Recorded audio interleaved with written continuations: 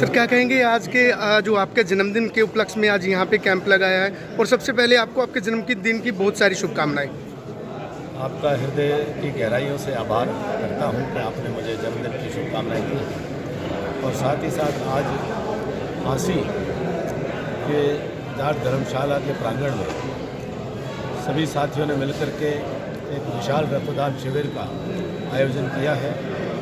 मैं अपने जन्मदिन पर इससे बेहतर पुनीत और पावन और पवित्र कार्य की अपेक्षा नहीं कर सकता था। जिन साथियों ने अपने शरीर में धमनियों में बहते हुए रक्त का दान दिया है, जिस दान से, जिस रक्त से, जिस खून से किसी अनजान की जान बचेगी, जिसके बारे में उनको ये भी नहीं मालूम कि वो कौन होगा, कहाँ का होगा, किस समाज, किस जात, किस मत पंथ संप्रदाय का होगा, क्या भाषा बोलने वाले होंगे, तो ये इससे बड़ा कोई दूसरा दान नहीं हो सकता।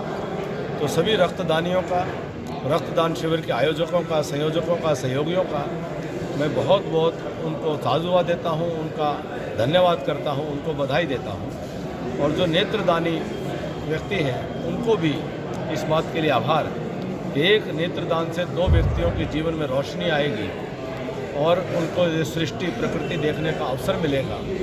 ये मुझे लगता है कि किसी भी बड़े से बड़े तीर्थ से बड़ा कार्य आज यहाँ पर संपन्न हुआ है। हरियाणा की राजनीति की बात करें तो इस बार क्या रहेगा सर? क्या दोबारा फिर से एक बार हरियाणा में जो भाजपा वो काबिज हो पाएगी, या फिर इस बार किसी के साथ कांटे की टक्कर रहेगी? मुझे लगता नहीं कि अब ये कोई सवाल हरियाणा की जनता के मन में बचा है।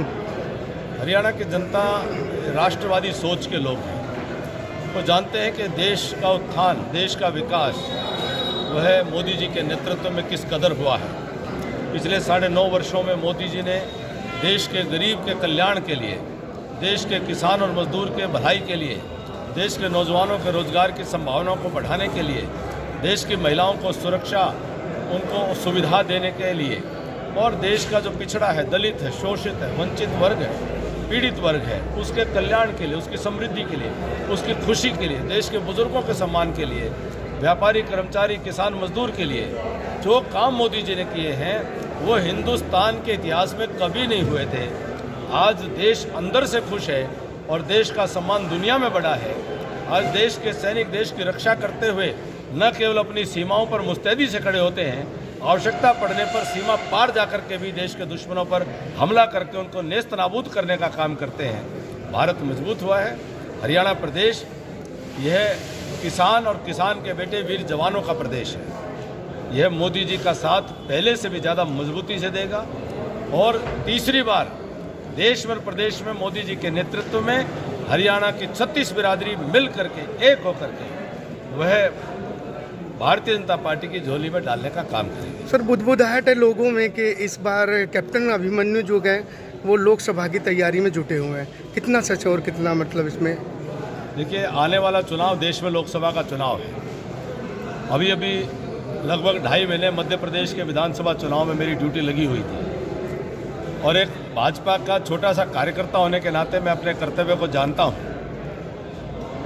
कि आने वाला लोकसभा का चुनाव हम सबको हर हालत में पहले से भी बड़े बहुमत के साथ और ऐतिहासिक बहुमत के साथ मोदी जी को फिर से प्रधानमंत्री बना करके देश को मजबूती के रास्ते पर आगे बढ़ाना है। उस नाते से जम्मू कश्मीर से लेकर के कन्याकुमारी तक, पूर्व में कामाख्या से लेकर के कच्छ तक, जहां भी लोकसभा के चुनाव होंगे और जहां भी हमारा एक वोट का भी योगदान कमल के फूल पर पार्टी के पक्ष में होगा, तो पूरी मजबूती से उसमें लगा हूं, पूरी मजबूती से उसमें लगूंगा, और मोदी जी फिर से तीसरी बार प्रधानमंत्री बने, फिर से तीसरी बार हरियाणा प्रदेश में पार्टी की सरकार बने, इस संकल्प को लेकर के काम करता रहूँगा। Thank you sir.